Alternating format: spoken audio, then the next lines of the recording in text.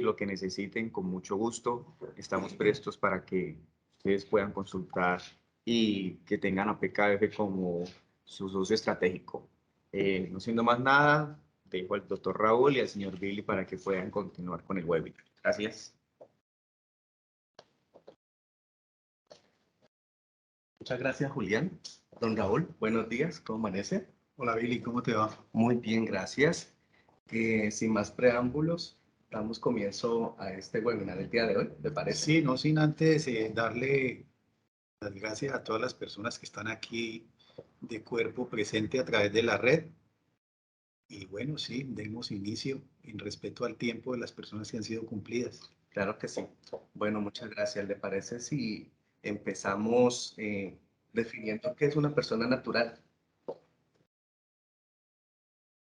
Bueno, en su forma más simple, una persona natural es un individuo vivo de la especie humana y para tomar un ejemplo, somos todos los que estamos participando en el evento hoy aquí. Bueno, y hemos escuchado ese término de asimilado a una persona natural. ¿Esto qué significa? ¿Puede contarnos un poco?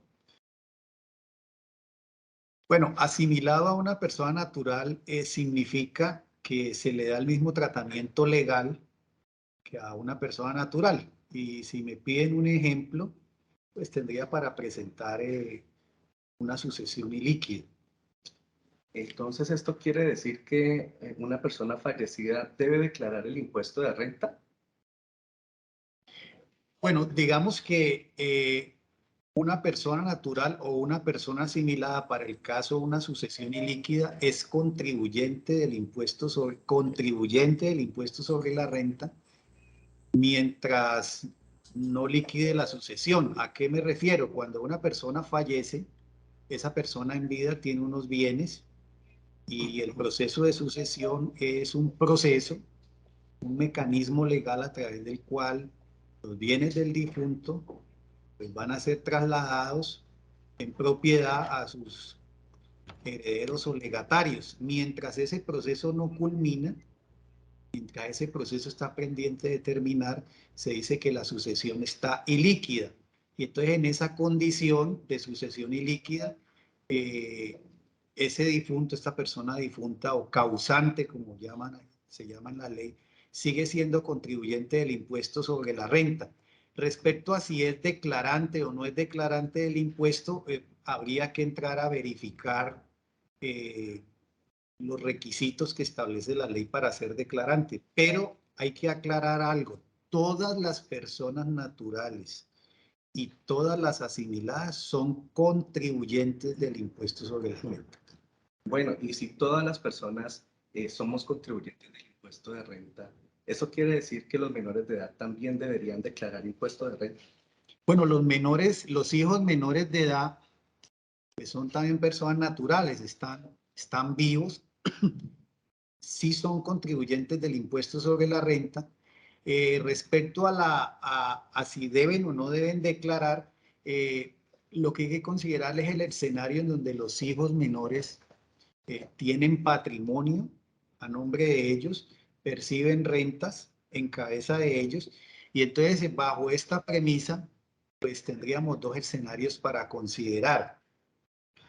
Primer escenario, pues los padres, que son los que ejercen la patria potestad, no han hecho renuncia al usufructo de los bienes de los hijos. Entonces, en ese escenario, los bienes y las rentas de los hijos van en la declaración tributaria de los padres. En el segundo escenario, cuando los padres han realizado renuncia al usufructo de los bienes de los hijos, que lo hacen a través de un mecanismo de escritura pública, pues los bienes y rentas se reportan en la declaración individual de los hijos menores. Estar en uno u otro escenario es un tema de economía de opción, es un tema diría yo que es un asunto de planeación tributaria del grupo familiar, en donde habría que considerar varios aspectos, por ejemplo, la protección del patrimonio familiar, la tasa global de tributación del grupo familiar, etcétera. Yo siempre digo que en este tipo de situaciones no hay una respuesta única o adecuada, sino que es un tema de de que hay que mirar caso por caso. Es un tema entonces de planeación tributaria. Sí, señor. Bueno, entonces, asumiendo que un contribuyente está obligado a presentar la declaración de renta por el año 2021, en términos generales, ¿qué debería incluir en dicha declaración? Cuéntenos un poco al respecto. Bueno, esa es una pregunta, buena pregunta, pero es de una respuesta compleja. Vamos a tratar de simplificar, pues sin perder la profundidad de vida. Podríamos identificar a grandes rasgos, digamos, dos escenarios. Digamos, un primer escenario donde el contribuyente, persona natural o asimilado, es residente fiscal en Colombia. Ese sería un primer escenario. Un segundo escenario, el contribuyente, persona natural o asimilada, no es residente fiscal en Colombia. Tomemos el primer caso, el contribuyente es residente fiscal en Colombia. En ese evento hay dos posibilidades. Presenta declaración de renta y si ese fuera el caso, entonces opera el criterio de fuente mundial. ¿Eso qué significa? Debe incluir los bienes y las rentas de fuente nacional y las rentas de fuente extranjera. No solamente entonces las nacionales, sino que también todo lo que tenga por fuera. Siendo residente, sí. Entonces, estamos en el primer escenario en donde hay dos opciones. Y la primera opción es presentar declaración de renta. La segunda opción es presentar una declaración que se llama declaración simple. En este escenario también el régimen es de fuente mundial y si voy por renta o voy por régimen simple es un tema también de planeación tributaria.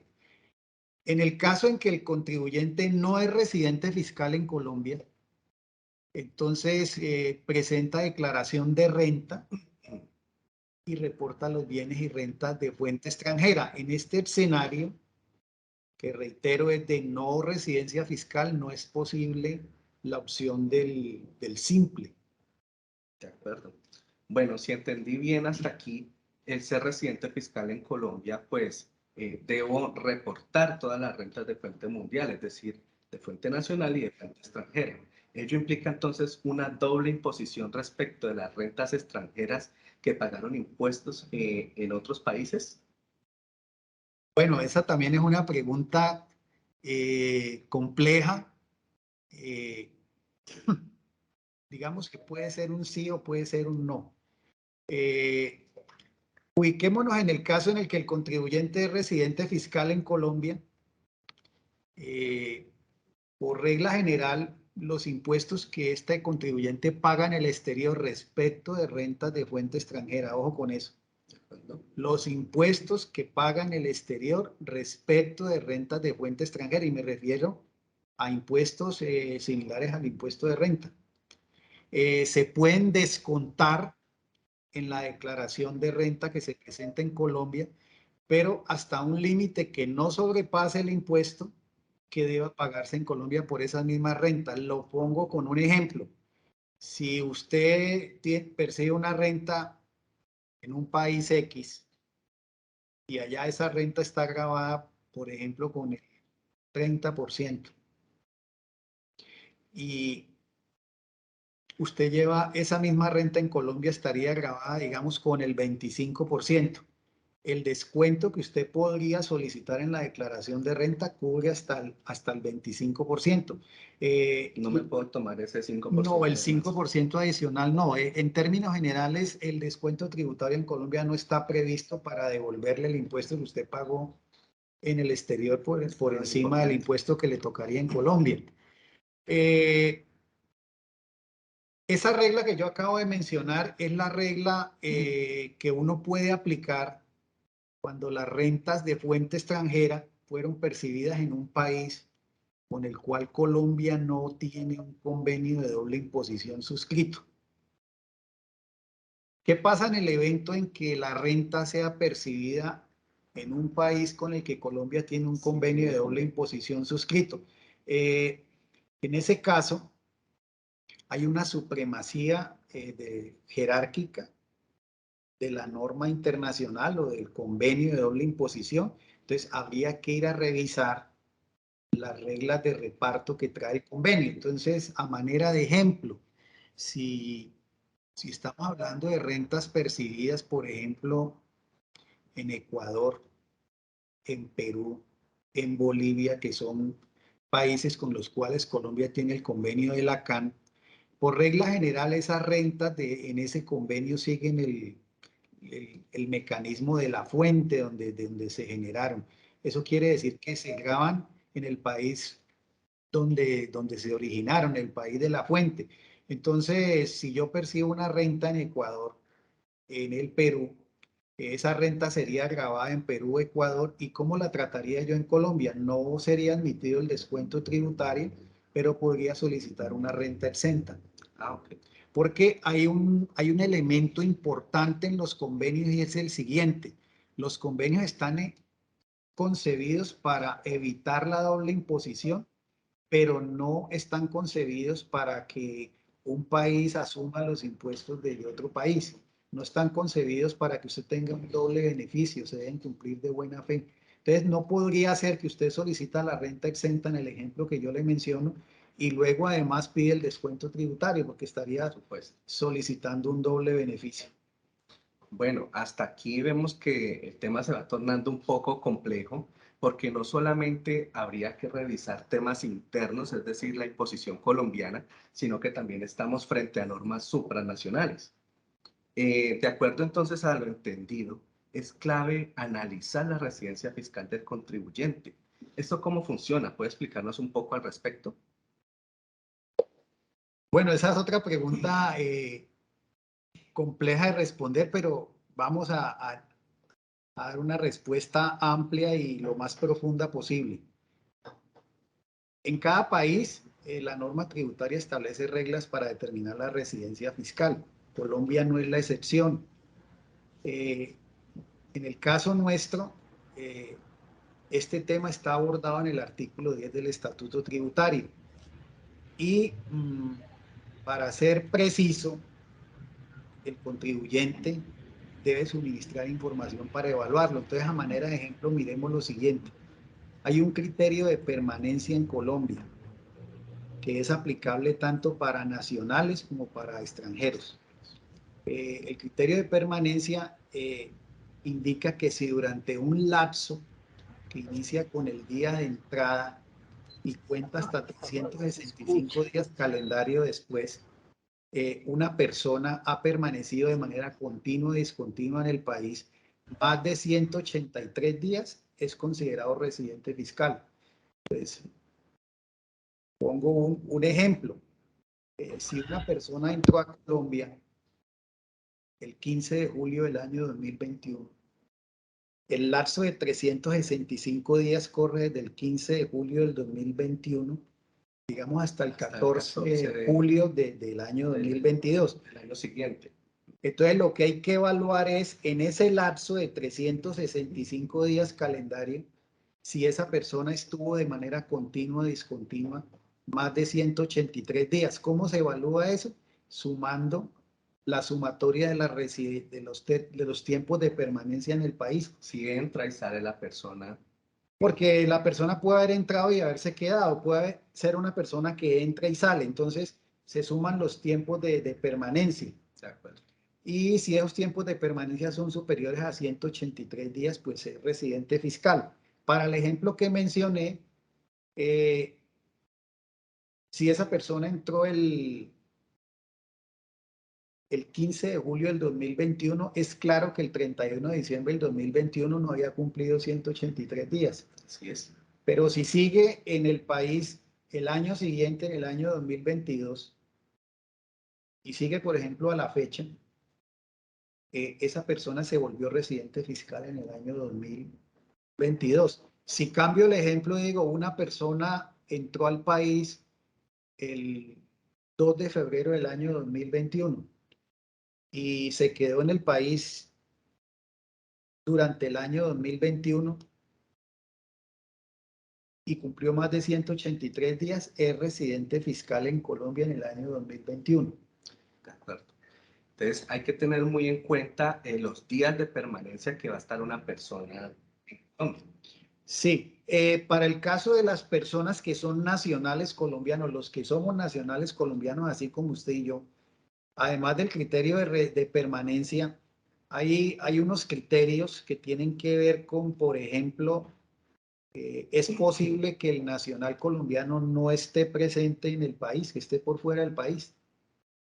Es posible que esa persona no cumpla ese criterio de permanencia, pero si su cónyuge o sus hijos con residencia fiscal en Colombia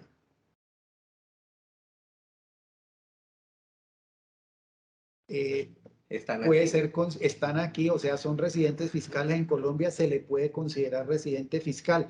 Por ejemplo, si el 50% más de los ingresos de esta persona que le estoy mencionando son de fuente colombiana, también se le puede considerar residente fiscal si el 50% más de los bienes son administrados o son poseídos en Colombia. Igual situación. Si el 50% más de sus activos están localizados en una jurisdicción, en la jurisdicción de su domicilio, pues también. Es un tema en el cual hay que tomarse un tiempo, especialmente con las personas que entran y salen del país, que no tienen a Colombia como el sitio habitual de domicilio. Pues veo que hay muchos criterios a tener en cuenta para determinar la residencia fiscal y pues de esto dependerá si presenta o no la declaración de renta. No solamente la permanencia, sino el tema de su cónyuge, de si tiene hijos en el país, de si tiene patrimonio o bienes aquí en el país. Son muchos criterios realmente que hay que tener en cuenta y que no es, lo hace más complejo. Oye, observa que es muy fácil hablar de este tipo de temas en abstracto, pero cuando hay que puntualizar, se requiere documentación. Y la documentación, pues, la debe suministrar el contribuyente. Por supuesto. Bueno, teniendo un poco más claro quién es residente, quién no es residente para efectos fiscales en Colombia, ¿cómo hago para establecer si estoy obligado o no a declarar el impuesto de renta en Colombia? Bueno, digamos que el primer paso que yo recomiendo siempre es analizar la residencia fiscal. Luego, cuando ese tema esté claro, la regla para saber si está obligado o no a declarar es diferente. Para el caso del no residente fiscal en Colombia, ellos están obligados a declarar si sus ingresos de fuente colombiana no fueron sometidos a la retención en la fuente prevista en los artículos 407 a 411. Pongo un ejemplo. Tenemos un residente fiscal, perdón, un no residente fiscal que percibió en Colombia ingresos por asistencia técnica, por consultoría, por servicios técnicos, situaciones de esa naturaleza, explotación de intangibles. Pues bien, el artículo 408 establece que en esos casos la retención que debió haberle practicado el pagador en Colombia es del 20%. ¿De acuerdo? Estamos hablando de un no residente fiscal que está en un país con el cual Colombia no tiene un convenio de doble imposición. Entonces, allí pueden pasar varias cosas. Si esa persona que recibió los honorarios le practicaron la retención del 20% y no tiene ningún ingreso más de fuente colombiana, uno diría no es declarante del impuesto, independientemente del tamaño del patrimonio que tenga. Pero puede ocurrir, por ejemplo, que por error no tuvieron en cuenta que no es un residente fiscal y le hicieron la retención que se le haría a un local del 11%, por ejemplo, por considerar que es honorarios. Entonces le quedó faltando 9 puntos. En ese caso queda obligado a presentar declaración de renta. Y alguien me dirá, bueno, ¿y qué pasa allí? Pues al quedar obligado debe presentar la declaración.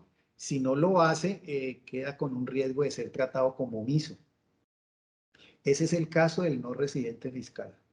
En el caso de quien es residente fiscal, esta regla no aplica.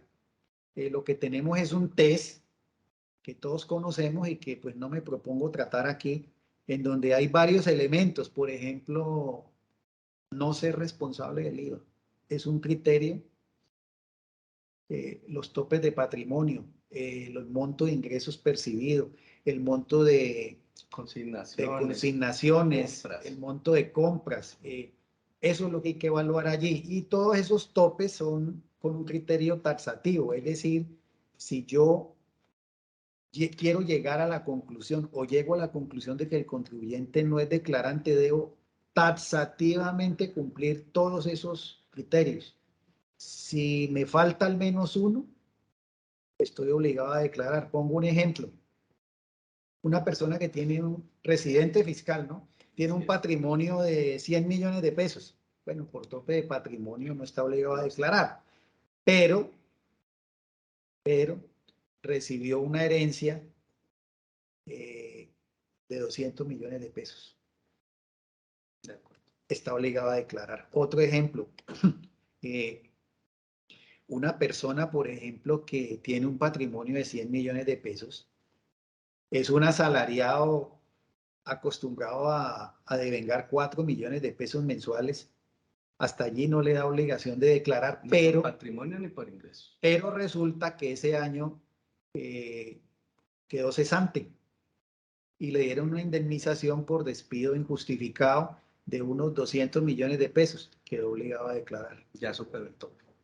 Esos son escenarios, son situaciones que pueden ocurrir, que de hecho ocurren con mucha frecuencia. Sí, claro que sí, hay diversas situaciones que los contribuyentes pueden estar inmersos en alguna de ellas, por supuesto. Este asunto he visto que es muy complejo. Hasta aquí veo que se debe analizar muy bien el criterio de la residencia fiscal, como ya lo hemos expuesto. Supongamos que es claro, hasta aquí todo muy bien, ya entendemos el concepto de residencia fiscal. Podemos resumir las diferencias que existen en una declaración de un residente fiscal y de un no residente fiscal. Bueno, vamos a intentar hacer como un parangón entre una y otra situación, entre uno y otro escenario. Vamos a iniciar con el residente fiscal. El residente fiscal, como ya lo habíamos dicho, declara con el criterio de fuente mundial.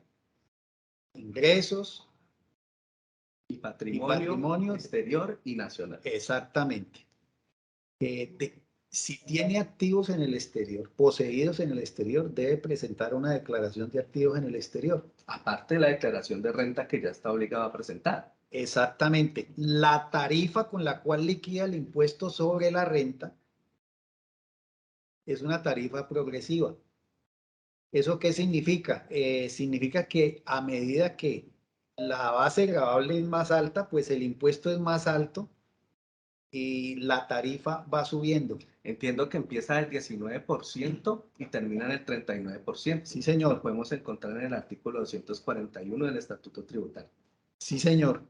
El formulario que utiliza es un formulario diferente al del no residente. Utiliza el formulario 210. 210. Bueno, ese formulario está concebido con una metodología que se llama la depuración cedular, o sea, por cédulas.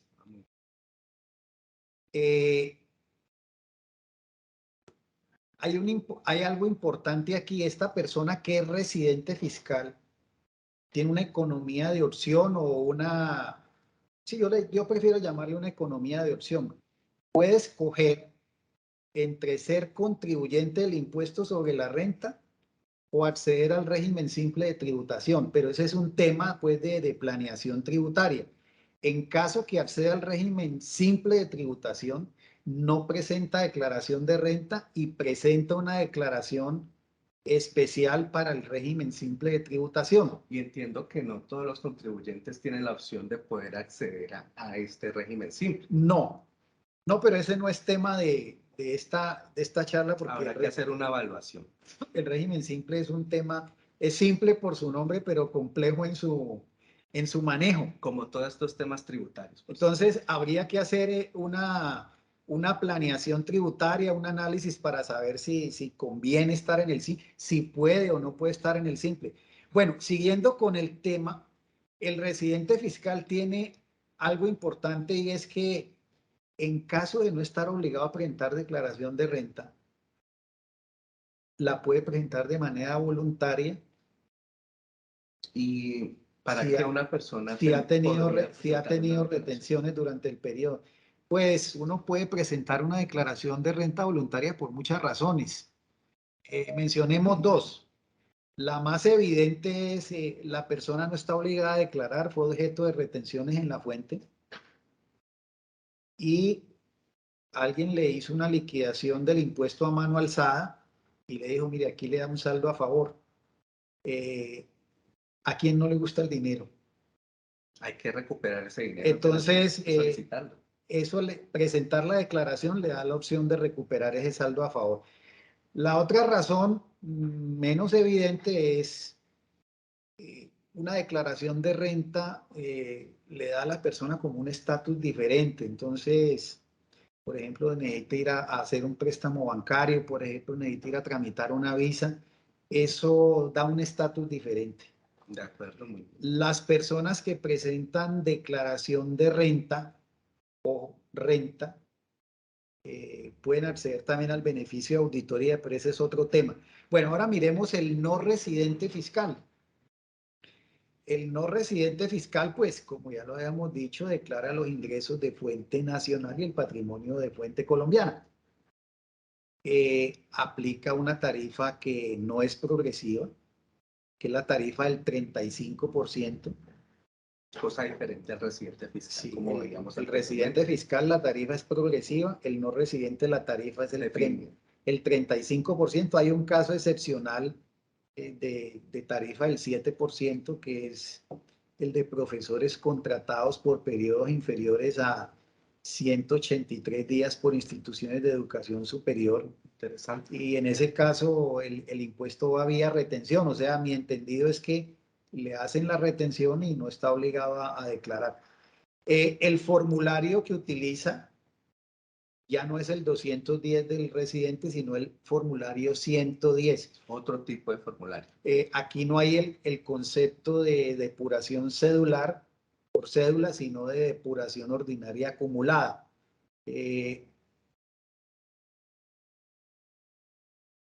No está habilitado en este caso la posibilidad de presentar declaración voluntaria. Y observe algo bien interesante. En el caso de un no residente fiscal, como tributa como reporta el patrimonio de fuente colombiana, no existe la obligación de presentar declaración de activos en el exterior. Como si la hay en el residente fiscal colombiano.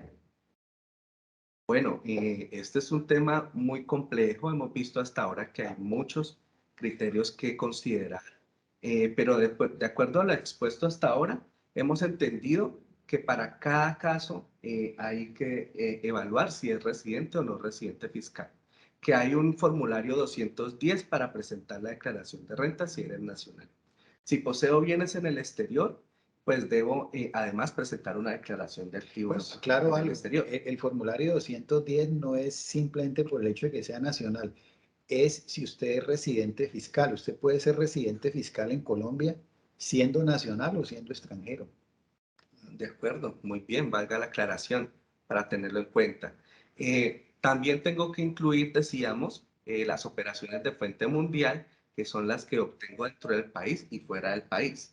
Que si no estoy obligado a declarar, pues me van a dar la opción de presentarla voluntariamente. Y usted hablaba algunas opciones ahora, pues que para qué voy a presentar una declaración voluntaria.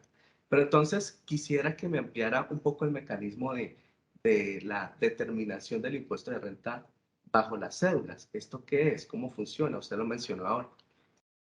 Bueno, si uno va a la ley, recordemos que el mecanismo de cedulación es para el residente fiscal, ¿no? Presidente. Si uno va a la ley, le van a decir que hay tres cédulas, que es la cédula general, la cédula para pensiones y la cédula para dividendos. Pero si uno va a la realidad, podría decir que puede haber una cuarta cédula, que es la cédula de las ganancias ocasionales, porque toda la vida, bueno, toda mi vida tributaria más bien, Yo llevo 30 años en esto. Esa determinación de ganancia ocasional se ha hecho en un mecanismo, en una sección aparte dentro del formulario. Es decir, Su especialidad. de alguna manera, aunque nos digan que hay una determinación cedular, pues toda la vida hemos tenido renta ordinaria y ganancia ocasional. Es como un par de cédulas. Pero volviendo al tema, en estricto rigor, entonces las cédulas son la general, la de pensiones y la de dividendos, digámoslo de ese tamaño. Y la cédula general, observe, general, pensiones y dividendos. Y la cédula general, a su vez, se divide en 3 subcédulas. Aparte de eso. Sí, que no quiere caldo, le dan 2 tazas, o 3 en este caso. Entonces, la cédula general se subdivide en rentas de trabajo, rentas de capital y rentas no laborales. No sé si hasta ahí o hacemos un detalle de cada cédula. ¿Qué le parece si incluimos algunos ejemplos de los más representativos que podemos incluir de cada una de ellas? Por ejemplo, las rentas de trabajo. Bueno, las rentas de trabajo incorpora, como su nombre lo indica, las rentas provenientes del trabajo de la persona natural, pero no son solamente rentas provenientes de una relación laboral, Independiente. que es una relación con el sector privado, o legal y reglamentaria, que es una relación laboral con el sector público, sino que también son las rentas por prestación de servicios. Y entonces allí usted va a encontrar salarios, cesantías, que son rentas del régimen laboral. Va a encontrar, por ejemplo, comisiones, que pudiera ser una renta en un contrato de trabajo de alguien que percibe un vendedor, gerente, pero también pueden haber comisiones en contrato de servicios, las prestaciones sociales que son rentas del contrato de trabajo, los viáticos, los honorarios que son ya prestación de servicios, los emolumentos eclesiásticos que son unas rentas muy específicas del sector eclesiástico, las compensaciones recibidas por el trabajo cooperativo, que son las famosas cooperativas de trabajo asociado, la compensación por servicios personales, es decir, en rentas de trabajo, resumiendo, pueden haber rentas, por ejemplo, de un contrato de trabajo o un contrato de prestación de servicios personales. Muy bien. ¿Qué le parece si hablamos de las rentas de capital? ¿Qué Bueno, podemos incluir allí? Las rentas de capital, digamos de alguna manera, alguien me ha llamado como las rentas ociosas. Bueno, yo la verdad ¿Eso qué es? no comparto mucho ese tema, porque la pretensión es como decir, mire, yo tengo un capital invertido en algún elemento, en algún activo, y el capital trabaja solo y me produce renta. Bueno, digamos que, para no entrar en controversia, digamos que eso es lo que se dice, pero en estricto eso no llega a ser verdad, pero hay un sector de la doctrina que la califica como rentas ociosas. Entonces, las rentas de capital pueden ser, por ejemplo, los intereses. Entonces, usted es una persona que presta dinero, hace operaciones de mutuo, entonces recibe intereses. Usted es una persona que invierte en CDTs, recibe intereses. Usted es una persona que tiene productos financieros, depósitos en cuentas AFC, depósitos en fondos voluntarios de pensiones, percibe rendimientos, esas son intereses. Usted es una persona que tiene bienes inmuebles y percibe arrendamientos. Usted es una persona que tiene bienes muebles y los arrienda, percibe arrendamientos. Usted es una persona que tiene activos de propiedad intelectual, marcas, es propietario de un software, una patente, percibe regalías, etcétera. Esas serían rentas de capital. Muy bien, bastante complejo hasta ahora y bastantes rubros que incluir en esta cédula. ¿Y qué tal las rentas no laborales? Bueno, ¿Qué podemos incluir ahí? Las rentas no laborales es como, yo no sé si usted recuerda en los planes de cuentas, las cuentas Oya. Esta es una especie de renta olla, digámoslo de alguna manera, en donde usted va a ver incluidos elementos que no están en las rentas de trabajo, no están en la subcédula de rentas de capital, no son dividendos y no son pensiones. Entonces, ¿qué puede haber allí? Por ejemplo, usted vende mercancías. Eso es claro que no está en ninguna de las otras. Usted percibió gananciales por separación de bienes en vida o muerte del cónyuge. La venta de activos fijos poseídos menos de 2 años. ¿Por qué la venta de activos fijos poseídos menos de 2 años va como renta no laboral? Porque la venta de activos fijos poseídos 2 años o más es ganancia ocasional. Las indemnizaciones por seguro de daño, los ingresos por función pública delegada por el Estado. Si usted, por ejemplo, es una persona natural empleador y ha recibido el subsidio PAED o el subsidio PAP, va como renta no laboral. Y bueno, otros que no clasifiquen en las anteriores.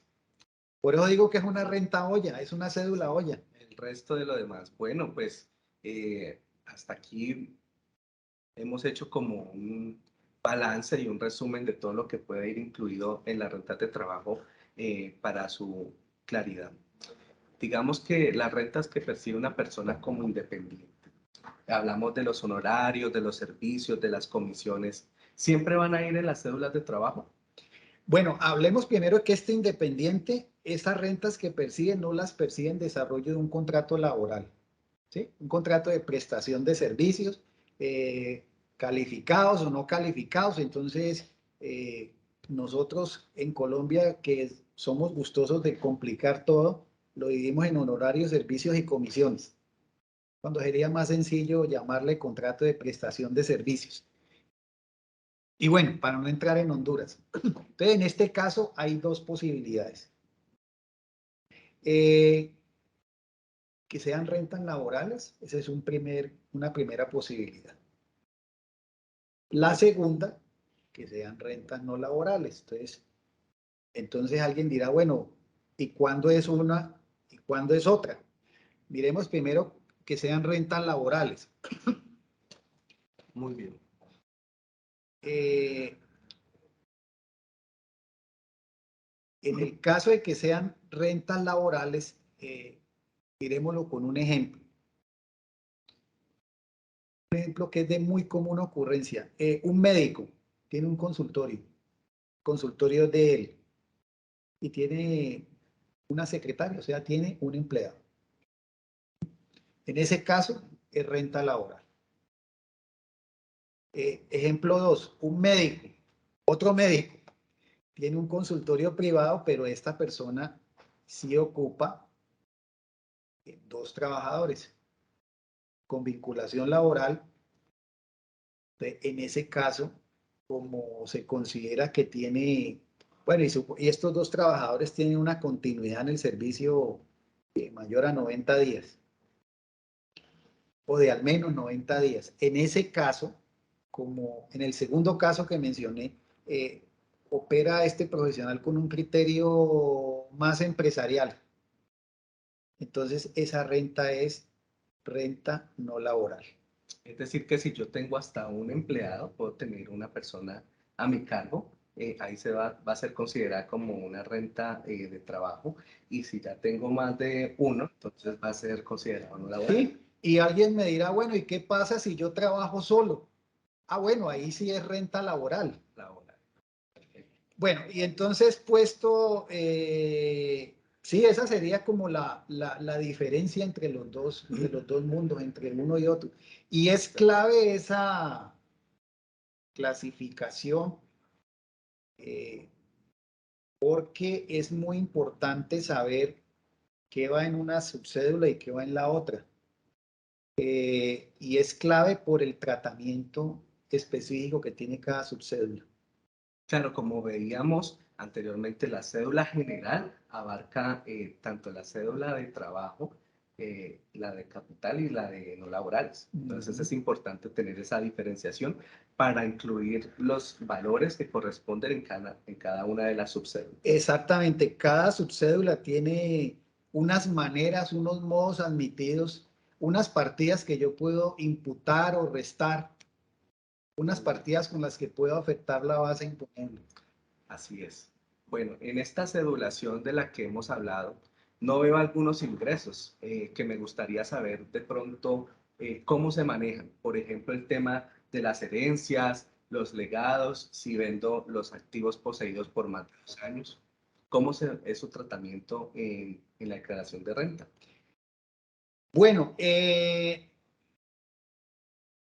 lo que es el tema de ingresos percibidos por herencias, legados, premios, que podríamos mencionar los deportistas, enajenación de un bien, de un activo fijo, perdón, poseído 2 años o más, donaciones recibidas, hay entidades que reciben donaciones, hay personas que reciben donaciones, los políticos.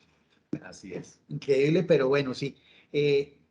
Esas rentas, según la ley colombiana, son ganancias ocasionales. Entonces, al ser ganancias ocasionales, y estamos dentro del tema de la depuración cedular, se reportan en una sección aparte dentro del formulario 210, que es la sección de ganancias ocasionales, que en estricto es otra cédula. Tiene sus renglones aparte muy bien definidos. Exactamente. Y además de tener sus renglones aparte, tiene su propia tarifa. La tarifa general es el 10% y es una tarifa fija, salvo el caso de loterías, que es una tarifa especial del 20%. Todas las demás ganancias ocasionales, a su base imponible se les aplica el 10%.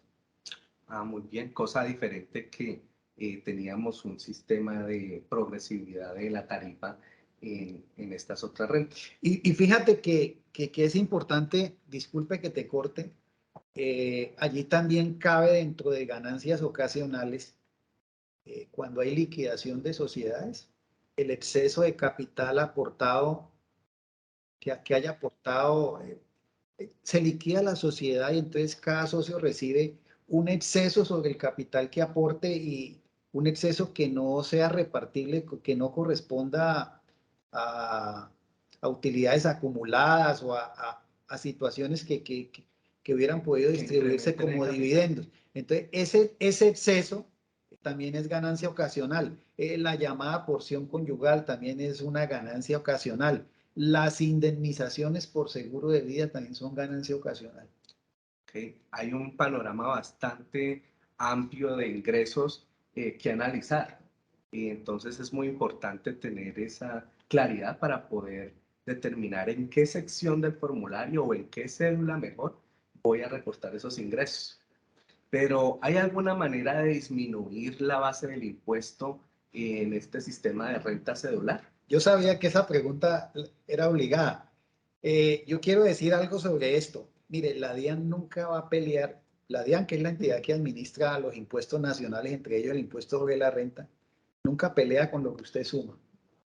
Todo el mundo quiere disminuir la base y pagar Todo lo un que usted impuesto sume en el menor. ingreso, es decir, si usted, inclusive si suma además, la DIAN no se enoja. Donde pone el foco es donde usted resta. Así Y es. digamos que como una pregunta muy abierta y una respuesta compleja, en términos generales, digamos que los renglones donde uno puede restar tienen diversos nombres. Entonces, ingresos no constitutivos de renta es un nombre, es una categoría, para ser más exactos. Las rentas exentas es otra categoría. Los gastos que son admitidos con restricciones, que un sector de la doctrina les denomina, dice que no son minoraciones estructurales, sino unos gastos que, que la ley dice, vea, usted los puede restar, aunque no haya una relación de causa y efecto con la actividad productora. Otra categoría son los gastos admitidos porque sí cumplen los requisitos de fondo, causalidad, necesidad, proporcionalidad y por supuesto el requisito de tarifa legal que no que no es poca cosa. Llevo 4 categorías, ¿no? Las ganancias ocasionales exentas. Y en el caso de venta de activos fijos, para poner otra categoría, las posibilidades de construir costo fiscal que nos da la legislación tributaria, por ejemplo, con los reajustes fiscales que son opcionales. Bueno, pero entonces vemos que hay una serie de alternativas para disminuir esa base gravable. Entonces, no solamente es declarar los ingresos como veíamos antes, todas en cada una de las rentas cedulares, sino que podemos hacer una depuración. Sí, es un tema de planeación fiscal.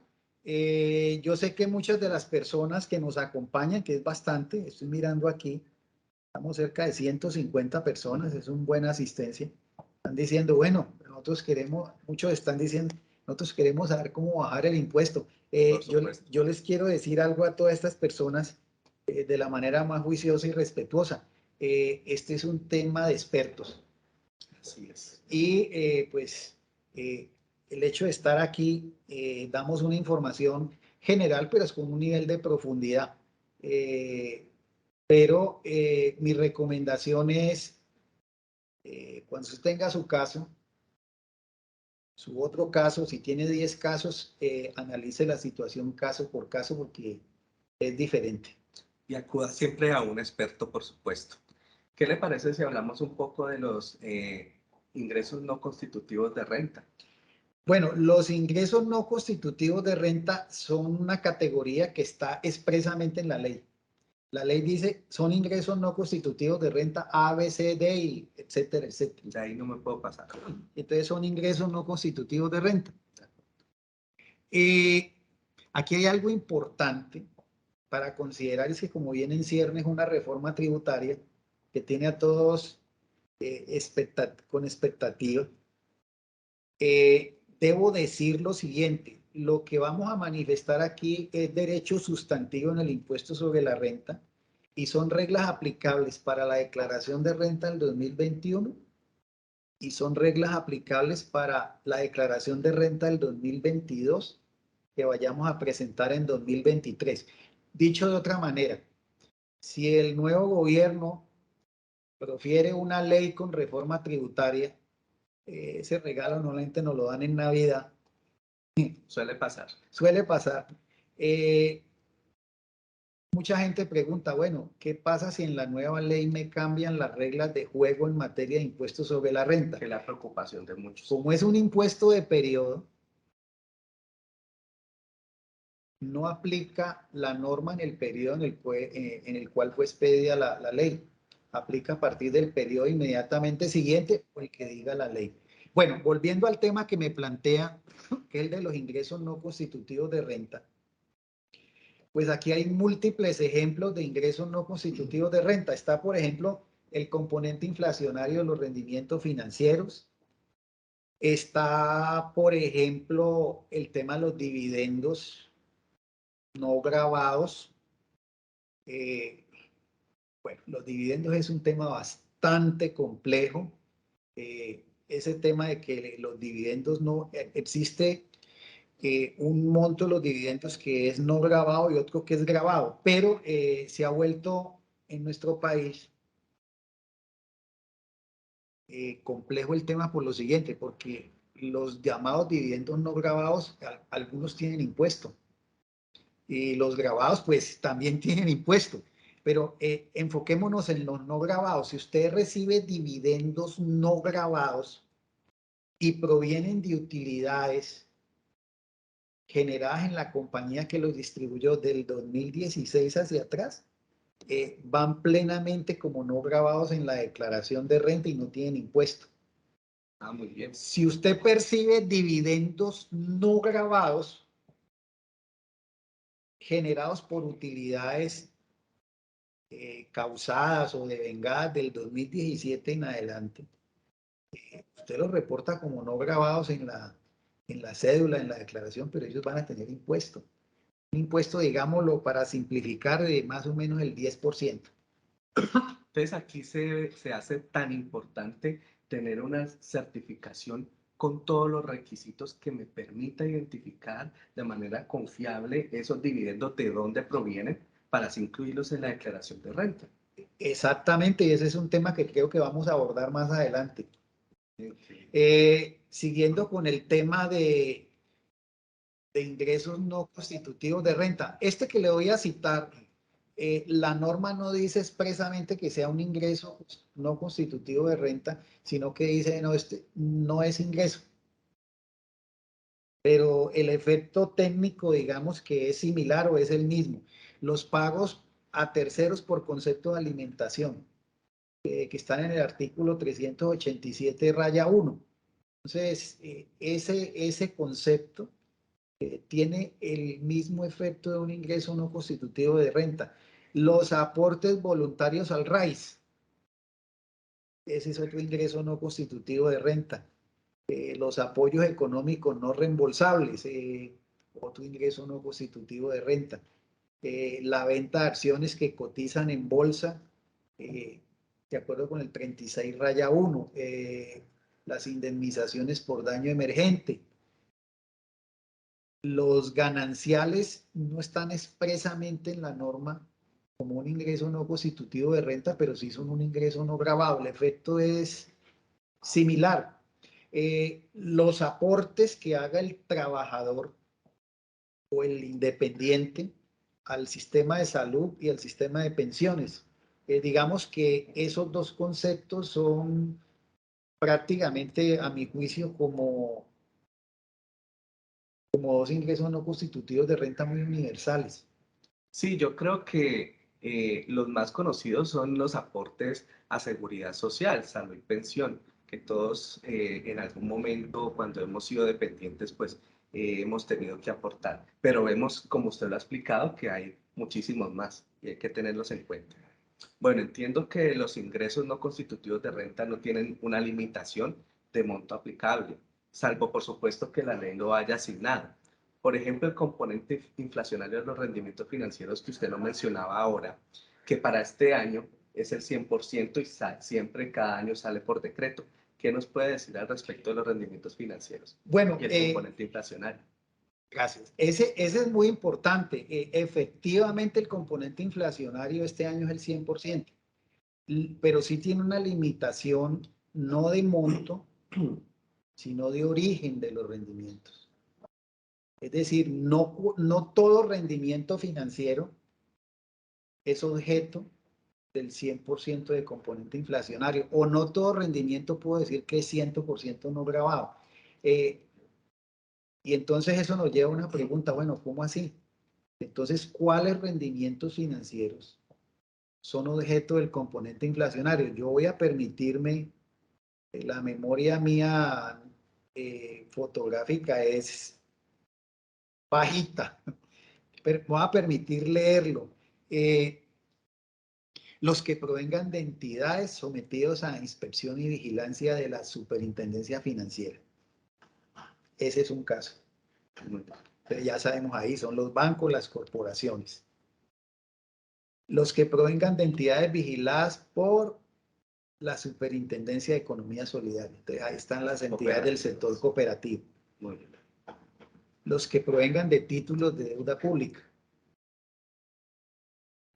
Son los que títulos de deuda pública son papeles que emite el gobierno.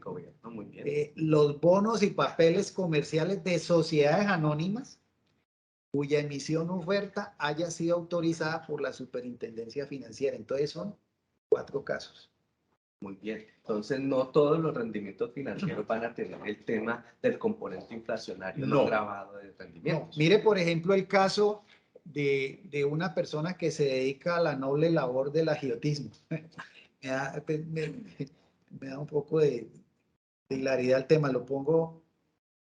Entonces, es una persona que presta dinero en mutuo.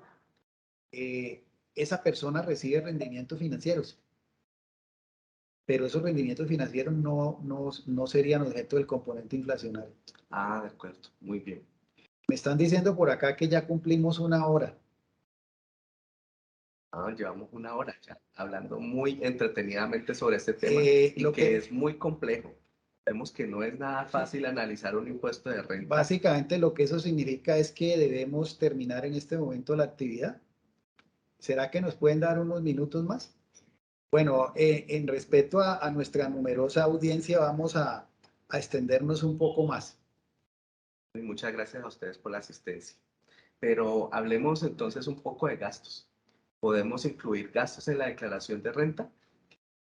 Sí es posible. Miremos el caso de un asalariado. ¿El asalariado qué puede incluir como deducciones en una declaración de renta? Medicina prepagada, intereses de vivienda, Independiente si tiene hijos. dependientes y el 50% del gravamen a los movimientos financieros. Por ejemplo, en rentas de capital, ¿qué podemos incluir? ¿Se pueden incluir gastos o no hay posibilidad? Esa persona puede incluir, por ejemplo, cuotas de administración de un inmueble que está arrendando, el impuesto predial, mantenimiento y reparaciones, comisiones de intermediación. Muy bien. ¿Y en las rentas no laborales qué podríamos incluir como gastos? Por ejemplo, costo de mercancías, si usted a lo que se dedica es a comprar y vender mercancías. Arrendamiento, si usted requiere un local para operar su establecimiento. Gastos de personal. Impuestos, pero no todos, ¿no? Los impuestos que la ley permite como deducibles. No se permite deducir el impuesto sobre la renta, no se permite deducir el impuesto sobre ganancia ocasional, no se permite deducir el impuesto al patrimonio, no es deducible el impuesto de normalización tributaria. Le he mencionado los no deducibles, no se permite deducir el 50% del GMF, pero sí puede deducir el 50% del gravamen a los movimientos financieros. Muy bien, hasta aquí hemos hablado de ingresos no constitutivos, hemos hablado de gastos, pero ¿qué nos puede decir de exenciones? ¿Hay algunas exenciones que puedan tener algunos ingresos para imputar en la declaración de renta? Hablemos de ese tema. Ese tema también es un tema, digamos, complejo. Las exenciones típicas de una persona de un asalariado, por ejemplo, el 25% exento, que tiene un límite, ¿no? Siguiendo con el asalariado, por ejemplo, las indemnizaciones por accidente o enfermedad, esa no tiene límite. No tiene límite individual la exención, pero se sujeta a un límite global, digámoslo así. Esa es otra complejidad de este sistema, en el cual no puede superar el 40% de los ingresos. Sumados con las deducciones. Y tampoco puede superar 5.040 VTs, o sea, tiene que escoger entre ese 40% y ese 5.040 operan como unos límites que hay que validar.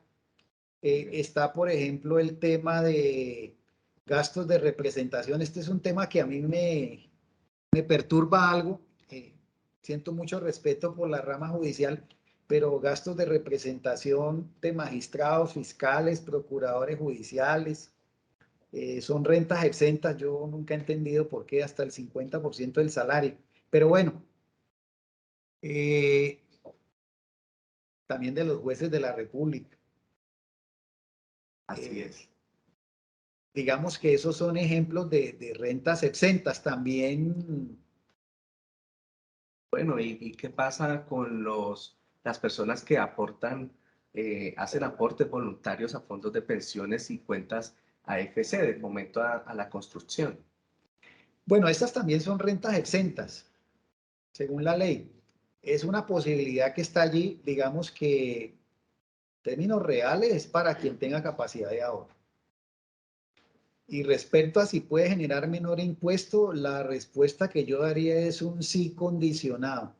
Y esto de condicionado, ¿por qué? Porque fuera los límites que yo le mencioné ahora del 40% de los ingresos o de los 5.040 VTs, por ejemplo, estos ahorros en cuentas AFC tienen unos límites propios de la norma. Entonces, por ejemplo, tiene un límite individual de 3.800 VTs sin sobrepasar el 30% del ingreso tributario. Bien. Entonces, este límite de los 3.800, el límite del 30% del ingreso tributario, hay que validarlo también frente al límite del 40% de los ingresos netos, perdón, o de los 5.040 VTs. Si el contribuyente, por ejemplo, tiene deducciones de intereses de vivienda, de medicina prepagada y dependientes, pues lo recomendable es hacer una evaluación, una planeación tributaria.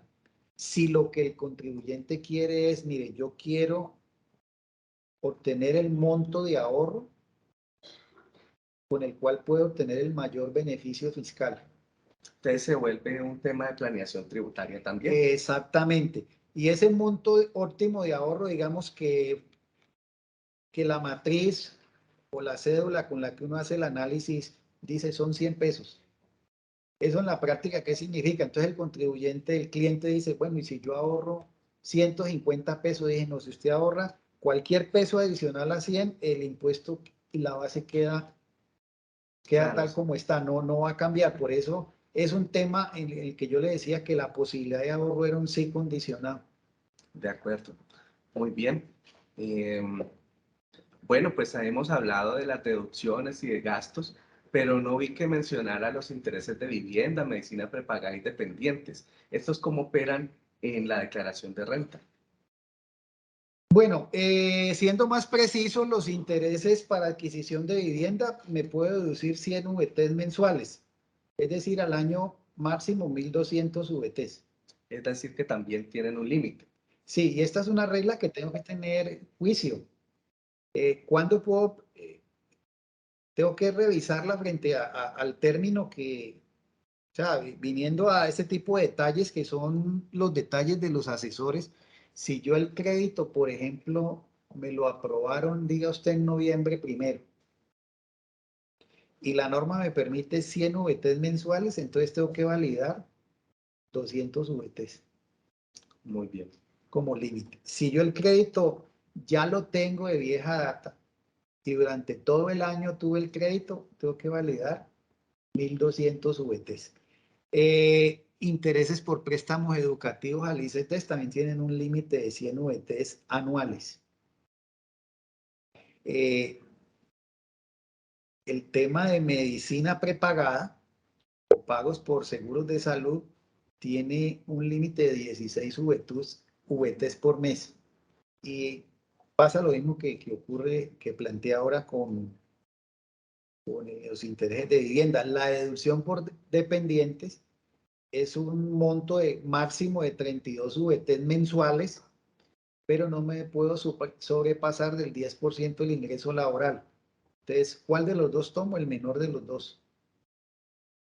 Muy bien, pues muy interesante esto de crédito de ICETEX, porque muchas personas que están aquí pues han estudiado con este tipo de créditos y vemos que se puede tomar como deducción en la declaración de renta y además de lo que usted ya nos ha dicho, medicina prepagada. Hay algo que no le dije que es muy importante.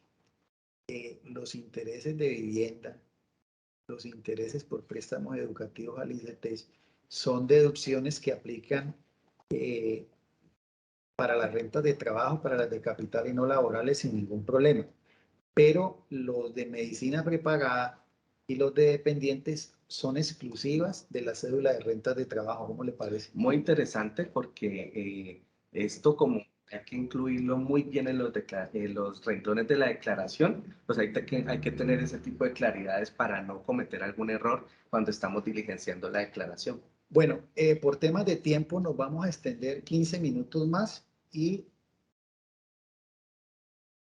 en 15 minutos más terminamos, ¿vale? Muy bien.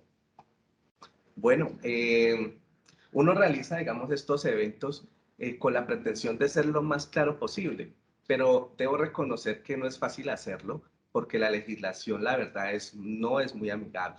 Como hemos visto, hay que tener muchos criterios a evaluar. Toca dominar y retener muchísimos datos y construir muchos escenarios, como usted bien lo ha mencionado. Lo que pasa es que esta es una actividad para expertos. Es como cuando quieres hacer el mantenimiento de tu carro y Usted puede decir, bueno, tengo dos opciones, voy y lo hago yo mismo, destapo el carro, lo desarmo. Puede pasar cualquier cosa, puede pasar un desastre, o puede llevar el carro al concesionario donde un mecánico de confianza. En particular, a mí me impacta mucho ver que ofrecen productos y aplicativos en la modalidad de hágalo usted mismo. Y sí, el aplicativo puede decir, lo llevo de la mano, pero el que debe incluir la información es usted. Y usted sabe cuál es la información que se requiere, usted sabe manejar esa información. Alguien me dice, no, el aplicativo tiene forma de validar. Es posible que sí, pero hay un momento en el cual la persona que usa este tipo de aplicativos, que no los desecho ni más faltaba, son respetables, puede llegar a tener problemas por entender el alcance de una expresión, de un término que para la ley tiene un significado especial, y me detengo fundamentalmente en todo lo que usted va a restar en la declaración, especialmente si se trata de beneficios tributarios, en donde el tema de interpretación restrictiva es clave y el tema de la tarifa legal, es decir, la prueba que pide la ley, es definitivo. Entonces, yo les digo a todas estas personas, bienvenidos las APP, bienvenidos a esos aplicativos donde dicen que todo es gratis.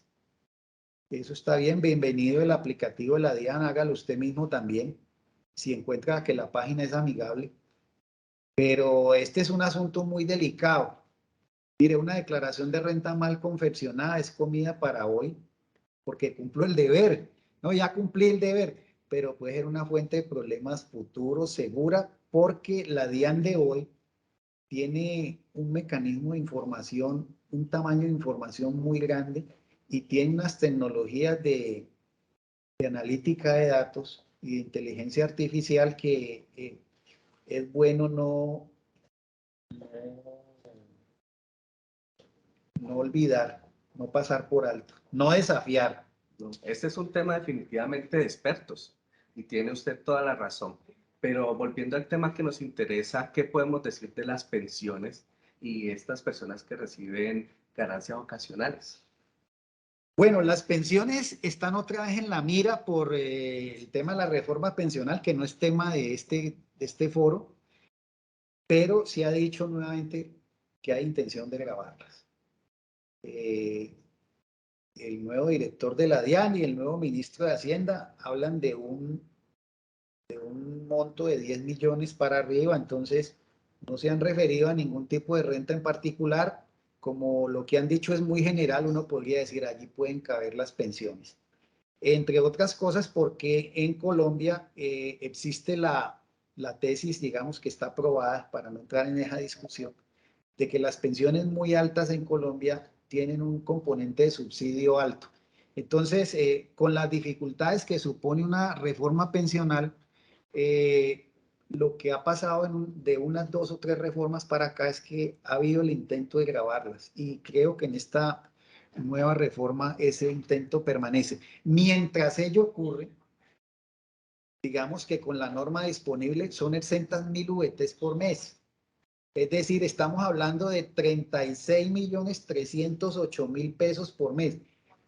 La posibilidad de que una pensión sea grabada en Colombia Va a ser un mínimo. está sujeta a que ese pensionado reciba más de 36.308.000 pesos por mes. Las megapensiones.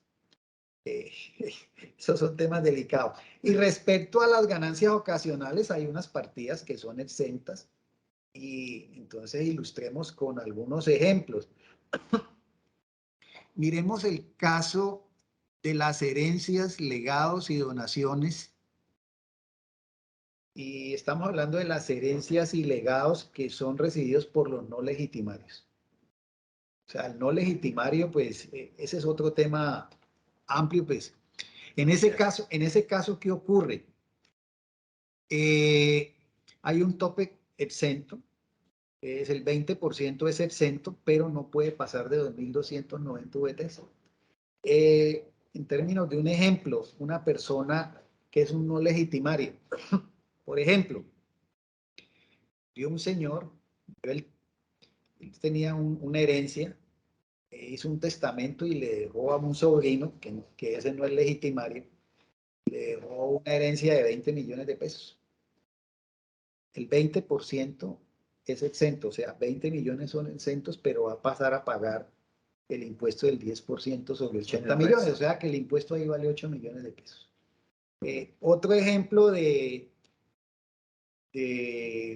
ganancias ocasionales exentas es la porción conyugal, la del cónyuge sobreviviente, o las herencias o legados, en este caso ya de los legitimarios. En ese caso, las primeras 3.490 VTs son exentas. Digamos que también hay unos límites para estas rentas exentas de estos ingresos pues, que usted ha hablado de. Pero digamos que hemos tratado hasta aquí un tema tangencialmente y que me imagino que es muy relevante en la declaración de renta, es el tema de los soportes fiscales.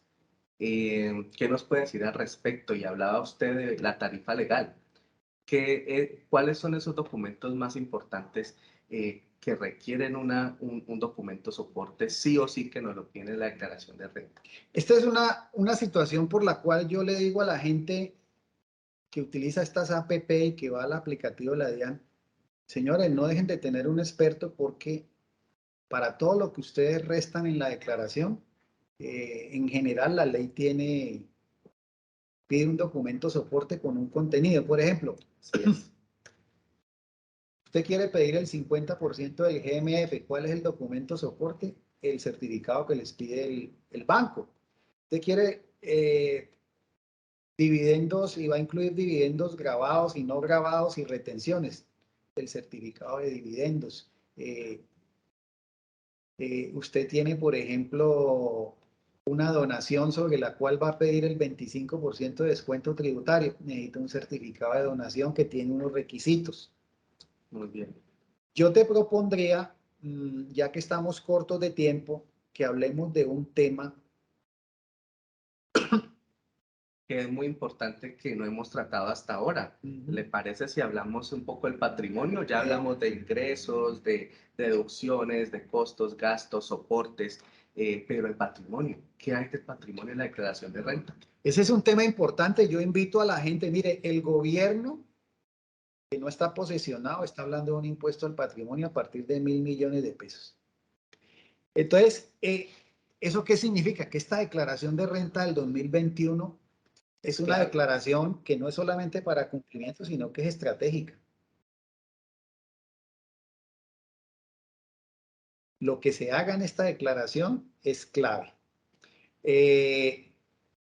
Si usted omite activos, se expone a que en caso de una fiscalización de la DIAN, están anunciando que van a incrementar el número de funcionarios. En una fiscalización de la DIAN, renta grabada, usted omitió en la declaración un activo que vale 100 millones. La DIAN lo detectó, le adicionan renta grabada 100 millones. ¿Sabe lo que eso significa? Que sobre esos 100 millones usted va a salir a pagar impuestos. Y es posible, si usted deja adelantar el proceso, si deja que el proceso llegue a una liquidación de revisión, un requerimiento especial, que le propongan o le impongan una sanción por inexactitud del 200%. Muy onerosa. Si es una omisión de activos que supera 5.000 salarios por un valor igual o superior a 5.000 salarios mínimos, tiene un tipo penal por omisión de activos. Entonces no estamos hablando solamente de sanciones tributarias, sino que también penales. Pero en términos generales, ¿qué nos puede decir que podemos incluir en la declaración de renta como patrimonio? Todos los bienes del contribuyente, eso suena así como muy sencillo, pero digamos, las cuentas bancarias, los CDTs. Con los CDTs hay que tener cuidado especialmente cuando son poseídos por dos o más personas, porque cada cual debe declarar lo que le corresponde. Así es. Lo mismo pasa en los bienes inmuebles. Hay bienes inmuebles que están en cabeza de dos o más personas. Cada cual reporta lo que le corresponde. Participación. ¿Qué más va ahí? Las acciones. En las acciones también hay que tener cuidado. Hay personas que han hecho negocios de de quedarse con la nuda propiedad de las acciones y ceder el usufructo. Entonces, en esos casos, la propiedad de la acción quedó desmembrada en dos partes, usufructo y nuda propiedad. Entonces, si usted quedó con la nuda, declara el valor de la nuda propiedad. La persona que recibió las acciones en usufructo, declara el usufructo. Los bienes muebles, la gente usualmente no lo reporta, pero son bienes. Hay gente que compra, por ejemplo, un juego de muebles nuevo, 40 millones de pesos. Pues esos bienes van en la declaración de renta. Usted no los incluye, pero el que le facturó los muebles lo reporta a la DIAN. Si su declaración de renta genera, por ejemplo, un saldo a favor, ese saldo a favor es un activo dentro de la declaración y no incluirlo puede ser considerado como una emisión de activos. Imagínate tú eso. Y muchas veces se nos olvida incluir el saldo a favor, incluso también el impuesto a pagar en la declaración de renta. Si es saldo a favor, pues será un activo, y si es un impuesto a pagar, será un pasivo. Exactamente. En este sentido, no hemos mencionado de pronto el tema de las acciones, o lo mencionamos muy tangencialmente ahora. Si yo tengo acciones, ¿cuál es el costo fiscal que debo reportar en la declaración de renta? El valor intrínseco contable me sirve para declararlo o llevarlo en la declaración de renta. Pues mira, una persona que reporte las acciones en la declaración de renta por el valor intrínseco está corriendo un riesgo de sobrevalorar el bien si estamos hablando de una compañía exitosa, o de subvalorar el bien si hablamos de una compañía que tiene problemas. Realmente la norma fiscal lo que dice es que las acciones se deben reportar por el costo fiscal y el elemento primario del costo fiscal es el precio de adquisición. Entonces pongo dos ejemplos. Usted constituyó la sociedad y pagó 100 pesos y le dieron unas acciones de valor nominal de 100 pesos y tiene 100 pesos de derechos de voto. Ese es su precio de adquisición. Un escenario 2. Usted llegó a una sociedad que ya estaba constituida y le cobran una cuota de entrada. Entonces usted le dicen, mire, aquí entrar a la sociedad una acción vale, una acción que tiene un valor nominal de 100 pesos, aquí vale 1000. Entonces, y usted dirá, bueno, y el excedente va como prima en colocación de acciones. Entonces, en el caso de usted que es inversionista allí, su acción son 1000 pesos, porque eso fue lo que usted pagó, que está compuesta por el valor nominal más los 900 pesos de prima en colocación. Ah, de acuerdo, bueno, y no hemos hablado de un tema importante que es la depreciación. ¿Una persona natural puede depreciar? ¿Puede llevar gasto de depreciación en su declaración de renta? Si esa persona no está obligada a llevar contabilidad, según el artículo 128, no puede depreciar en la declaración. Ah, de acuerdo, entonces debo, finalmente, digamos como para terminar, ya hablamos de los activos. ¿Qué nos puede decir de los pasivos? Bueno, los pasivos es un gato de 5 patas, según mi opinión, porque es de esas partidas en las cuales usted resta. ¿Resta para qué? Resta para obtener el patrimonio bruto menos pasivos es patrimonio líquido. Entonces, pasivos es un tema en el que usted siempre debe tener un documento soporte, porque debe estar soportados adecuadamente, porque el no tenerlo soportado adecuadamente o ser un pasivo inexistente responde a una contingencia de renta agravada. Le encontraron un pasivo inexistente de 100 pesos, le adicionan una renta agravada de 100 pesos. Se puede exponer una sanción de inexactitud del 200%.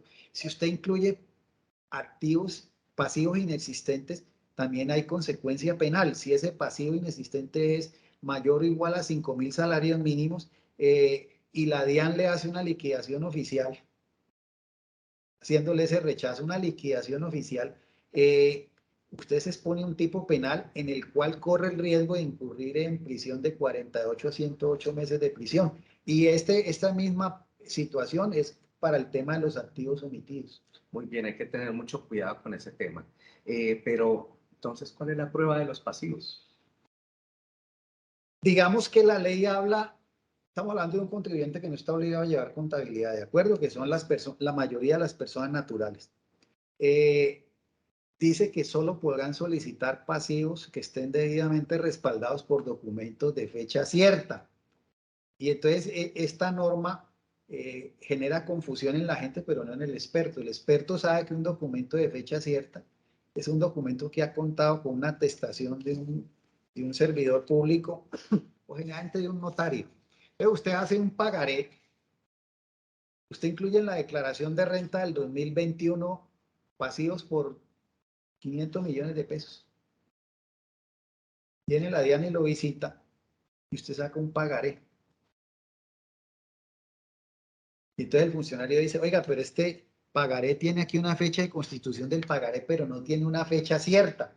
Y usted como contribuyente, ¿cómo que no tiene una fecha cierta? Ahí le pusimos una fecha. No, fecha cierta es la de un tercero, que no es ni usted ni soy yo, pero es un notario que haya puesto un sello de validación. Importante. Y ese sello de validación debe estar con fecha de antes de terminar el año 2021. Entonces, por esa razón le pueden rechazar el pasivo. Usted en ese momento, ¿qué puede decir? Y en un momento, señor funcionario, mi pasivo no tiene el requisito de fecha cierta, pero miremos el artículo 771, la prueba supletoria. Mire, el pasivo yo lo tengo con Pedro Pablo Pérez Prieto, pobre pintor portugués que pinta paisajes por poco precio para poder pasar por París. Y entonces, mi prueba supletoria es, mire, este señor Pedro Pablo Pérez Prieto tiene reportada la cuenta por cobrar por el mismo monto que yo tengo reportado el pasivo y además los rendimientos financieros. Son esos dos elementos. Bueno, muy bien, Raúl, muchísimas gracias por atender las respuestas, estas preguntas el día de hoy, pero no quiero terminar sin antes dar 5 pasos para presentar su declaración de renta este año 2021. El primero es que debe actualizar el RUT y si usted no lo tiene, es primera vez que va a presentar la declaración, entonces adquiera o obtenga ese RUT. Como segunda recomendación, consiga todos los documentos soportes que va a tener que usted incluir en la declaración de renta. Entonces, todos los soportes de ingresos, costos, gastos, deducciones y también el tema de retenciones de la fuente, por supuesto. Como tercera opción, asesórese de un experto. Aquí en PKF, pues estamos en toda la disponibilidad de poderlo apoyar en la presentación de su declaración este año. Presente y pague. No se olvide de presentar su declaración y pagar. Ya los vencimientos se acercan ahora en agosto y van hasta octubre y no deje para lo último esta obligación tan importante. Muchas veces esta página de la DIAN suele ser un poco lenta o como todos están presentando la obligación en estas fechas, pues puede colapsar. Entonces no deje esta obligación de presentarla para el mismo día del vencimiento. Muy importante. Y como último, pues conserve toda la documentación, su declaración pagada, sus soportes que ha conseguido de ingresos, costos, gastos y deducciones, pero también toda la documentación adicional y anexos que usted tenga en la declaración Yo de tengo renta. para mencionar algo adicional ahí, un sexto. Claro Consígase que un sí. experto. Por supuesto. Consígase un buen experto. Búsquenos. Nosotros con mucho gusto somos PKF Cabrera. Ahí al fondo está nuestro nombre de marca, pero más que nuestro nombre de marca, que es muy importante, el personal idóneo que tenemos en el departamento de impuestos. Busque un experto, no haga economías dudosas. Yo veo que hay varias preguntas en el chat. Estas personas con mucho gusto las podemos atender y podemos resolver sus dudas personalmente si lo gusta. Muchas gracias a todos. Voy a dejarlos en compañía de nuestro gerente de mercadeo, el doctor Julián Salas. Así es. Gracias, Billy. Gracias, Raúl. Bueno, muchas gracias por haber asistido a este webinar. Sabemos que hicieron algunas preguntas. Por temas logísticos ahora no las podemos contestar, pero vamos a hacer lo siguiente. Esas preguntas nos pueden escribir acá al WhatsApp y también vamos a estar publicando en nuestras redes la otra semana la respuesta a esas preguntas. Entonces, para que nos sigan, recuerden PKF Cabrera Internacional, estamos en Instagram, en LinkedIn y en Facebook. Vamos a subir por nuestros 3 canales, igual el webinar quedó grabado y también lo vamos a subir por nuestro canal de YouTube para que lo puedan volver a ver o si se lo perdieron o si quieren tocar o volver a observar un tema que tocó el doctor Raúl y Billy, con mucho gusto. Pero entonces esas preguntas y respuestas las vamos a subir a las redes para que estén muy pendientes y para que nos sigan. Aquí están nuestros datos y muchas gracias. Vamos a seguir haciendo más webinars en el resto del año con otros temas interesantes que les pueden servir y generar valor. Muchas gracias. Bueno, hasta pronto, hasta otra oportunidad. Que Dios los bendiga.